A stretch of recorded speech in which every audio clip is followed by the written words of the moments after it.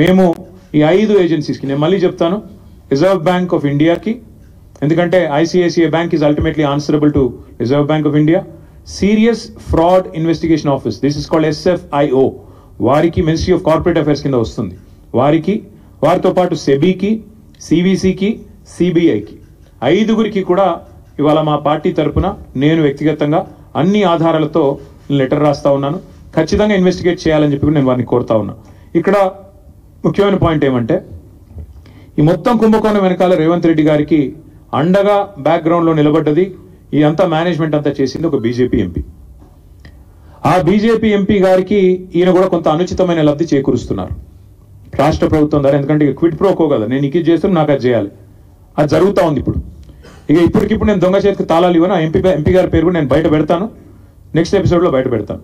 ఎందుకంటే దీని వెనకాల ఉన్నది మొత్తం, దీని వెనకాల నడుపుతున్నది, ఆ బ్రోకర్ను తెచ్చింది, ఆ బ్రోకర్ను రాష్ట్ర ప్రభుత్వానికి అటాచ్ చేసింది, ఆ బ్రోకర్ని అల్టిమేట్ గా ఈ రకంగా ఆర్బీఐ, ఐసిఐసిఐ బ్యాంకు నిబంధనలు పాటించకుండా ఆగమేఘాల మీద 10,000 కోట్ల రూపాయలు అన్నిటిని వైలేట్ చేస్తూ తెచ్చింది కూడా ఎంపీ గారి సారథ్యంలోని ఆ బ్రోకర్. ఎందుకంటే అంత స్ట్రాంగ్ బ్యాకింగ్ ఉంటేనే యూనియన్ గవర్నమెంట్ది ఇంత వేగంగా డబ్బులు వస్తాయి. లేకపోతే 10 రూపాయలు పుట్టాలన్న సామాన్యుడికి దేశంలో 10 రూపాయలు బ్యాంక్ నుంచి రావాలంటే 10 క్వశ్చన్లు కాదు 100 క్వశ్చన్లు అడుగుతారు. ఒక లోను శాంక్షన్ కావాలంటే, హోమ్ లోన్ మీ అందరికీ తెలుసు, అందరికి ఉండే ఉంటాయి ఇక్కడ లోన్లు. హోమ్ లోన్ శాంక్షన్ కావాలంటే ఎన్ని పేపర్లు దస్తఖత్ పెట్టాలి? అట్లాంటిది 10,000 కోట్లు నీది కాని భూమికి కూడా ఇచ్చిన వాడు నేరస్తుడా కాదా? ఇంకొక మాట, ఇక్కడ బీకన్ ట్రస్టీషిప్ కానీ టీజీఐసి కానీ, they violated so many things. I'll even once again present it to you. First of all కాని ల్యాండ్ ని పెట్టారు, తనఖా పెట్టారు, వాళ్ళ సంబంధం లేని ల్యాండ్ ని మార్ట్గేజ్ చేసినారు, అప్పు తీసుకున్నారు. అట్లాగే knowing fully well this land is litigated, తెలుసు వాళ్ళకి ల్యాండ్ లిటిగేషన్ లో ఉందని తెలుసు, లిటిగెంట్ ల్యాండ్ అని తెలుసు, హెచ్సియు ఆల్రెడీ క్లెయిమ్ చేస్తుందని తెలుసు. ఇన్ని తెలిసి కూడా కేవలం పైన అసలు ఒక్క ఐసిఐసిఐ ఎవడైతే 10,000 కోట్లు ఇచ్చాడో, have they come for field inspection? అసలు భూమి ఉందా లేదా అని వచ్చారా? మీకు ఫ్లాట్ ఉంటే దాని మీద మీరు ₹1 కోటి అప్పు అడిగితే వచ్చి బ్యాంక్ వాడు చూసుకొని పోతాడా లేదా? అసలు ఐసిఐసిఐ బ్యాంక్ వాడు ఎవడైనా వచ్చాడా ఈ భూమి మీదకి? ఈ భూమి కాడికి వచ్చిండా? ఈ భూమి నిజంగా టీజీఐసిదా కాదా అని చెక్ చేసిండా? ఏదీ జరగలేదు.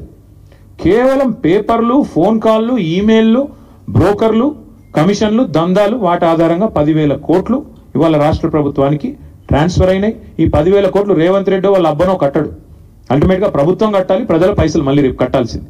రేపు వచ్చే ప్రభుత్వం మళ్ళీ మాదే, అవసరమైతే మరి మేము కూడా దీన్ని చూడాలి ఏం చేయాలో. అల్టిమేట్ గా నేను అనేది ఏమంటే, ఈ అక్రమ లావాదేవీకి సంబంధించిన ఈ రుణం ఏదైతే వాళ్ళు ఉన్నారో, బాండ్స్ రూపంలో తీసుకున్నారో, ఇది ప్రభుత్వం చేసిన అతిపెద్ద నేరం. 2 ప్రైవేట్ సంస్థలు కుమ్మక్కై సేకరించిన చేసిన ఆర్థిక దోపిడీ ఇది. దీని మీద ఒకవేళ కేంద్ర ప్రభుత్వం కనుక స్పందించకపోతే నేను నిర్దిష్టమైన ఆధారాలతో సహా, డేట్లతో సహా ఈ లెటర్ రాస్తున్నా. ఊరికినే ఏదో ఆషామాషిగా ఒక పేజ్ రాయడం లేదు, పూర్తి వివరాలతో రాస్తా ఉన్నాను. ఇప్పుడు నేను మీకు చెప్పినవి వాటికి పూర్తి స్థాయి బ్యాకింగ్తో సహా, డాక్యుమెంట్స్తో సహా రాస్తున్నా. ఒక అడవి నమ్మడమే నేరం అంటే, బ్యాంకులను మోసగించడం ఇంకో నేరం అంటే, తమది కాని భూమిని అమ్మడం ఇంకో నేరం అంటే, ప్రజల డబ్బును కూడా దోచుకున్నారు. ఇప్పుడు ఈ వచ్చిన 10,000 కోట్లు ఏం చెప్పారు? దీని ద్వారా పేపర్లో లీకులు ఇచ్చినారు, వాళ్ళ పేపర్లలో రాయించినారు, మొత్తం రైతు బంధుకు పెడతాం. పాపని అదన్నా చేసిండ్రా? ఈ రోజు వరకు 5,000 కోట్లు కూడా దాటలేదు రైతు బంధు, అది కూడా చేయలేదు. మిగతా 5,000 కోట్లు ఎక్కడ పోయినాయి? మళ్ళీ మంత్రివర్గంలో ఉండే కాంట్రాక్టర్లు, వాళ్ళ అనుయాయులు, వాళ్ళ కమిషన్లు, మళ్ళా డబ్బులు దండుకోవడం, కమిషన్లు దొబ్బడం తప్ప చేసింది ఏమీ లేదు. This is such a big fraud. If this is not dealt with seriously right away, this has the ability to destroy a bank called ICICI and its credibility forever. దీని ఇన్వెస్టిగేషన్ చేయకపోతే ఆర్బీఐ కనుక ఖచ్చితంగా ICICI bank credibility ఇప్పటికే ఒకసారి దెబ్బతింది, మళ్ళీ ఒకసారి దెబ్బతింటుంది. నేను ఇంకొక మాట కూడా చెప్తా ఉన్నా. నిజంగానే మాట్లాడితే తెల్లారలేస్తే బీజేపీ నాయకులు మాట్లాడుతూ ఉంటారు, ఏదో బీఆర్ఎస్, కాంగ్రెస్ వీళ్ళంతా ఒకటే అని ఒకటి మాట్లాడతాడు.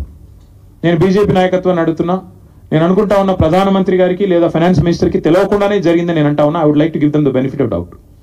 వాళ్ళకి తెలియకుండానే ఈ కింది లెవెల్లో బీజేపీ ఎంపీలుగా ఉన్న వాళ్ళు కొంతమంది చేసిన వ్యవహారం, వాళ్ళు బ్యాంకులను మేనేజ్ చేసినారని నేను అనుకుంటా ఉన్నా. ఒకవేళ నిజంగానే బీజేపీ సిన్సియర్గా ఉంటే, కేంద్ర ప్రభుత్వానికి చిత్తశుద్ధి ఉంటే, ఈ విషయంలో నేను స్పష్టంగా డిమాండ్ చేస్తా ఉన్నా, వెంటనే ఇన్వెస్టిగేషన్కి ఆదేశించండి. ఒకవేళ సిబిఐ కాకపోతే సివిసి లేదా SEBI can start an investigation, ED can start an investigation because money is involved, and even SFIO serious fraud investigation office can initiate enquiry. ఇందులో ప్రతి ఆధారం ఇప్పుడు నేను చెప్పింది మీకు దొరుకుతుంది. ఇందులో ఏం కూడా పబ్లిక్ డొమైన్లో ఆల్రెడీ ఉంది. It's a matter of stitching it up. ఖచ్చితంగా ముఖ్యమంత్రి గారు ఆయన ప్రభుత్వం తీసుకొచ్చిన ఒత్తిడి, అదేవిధంగా ఈ వ్యవహారంలో బ్యాంకు పాత్ర, how did the broker violate all these procedural issues, ఇవన్నీ వయలేట్ చేస్తూ కనీసం ఆ భూమిలో కాలు పెట్టకుండా 10,000 కోట్లు ఇవ్వడం అంటే ఒక సామాన్యుడికైతేనేమో ఈ దేశంలో శల్య పరీక్షలాగా 100 పరీక్షలు ఉంటాయి ఒక రూపాయి లోన్ ఇవ్వాలంటే. కానీ 10,000 కోట్ల లోన్ ఇచ్చేటప్పుడు ఆ భూమి నీదా కాదా చూసుకోకుండా లోన్ ఇచ్చారంటే ఇంతకు మించిన ఫ్రాడ్ ఏదైనా ఉంటుందా? అందుకే we demand and will not leave it at this. నేను ఖచ్చితంగా చెప్తున్నాను, ఈ వ్యవహారాన్ని ఇక్కడితో వదిలిపెట్టాం. ఎందుకంటే రేవంత్ రెడ్డి గారు తెరలేపింది, తెర తీసింది ఈ 400 కోట్లకే కాదు. మన అసెంబ్లీలో మా సభ్యులు అడిగినారు ప్రశ్న, ఇంకా ఏమేమి భూములు అమ్ముతారని. ఇదే బ్రోకర్ ఎవడైతే ట్రస్ట్ అడ్వైజర్ ఎవడో ఉన్నాడో వాడికి HMDA భూములు కూడా అప్పచెప్పారు. 60,000 కోట్ల విలువ చేసే భూములు వాడికి అప్పచెప్పారు.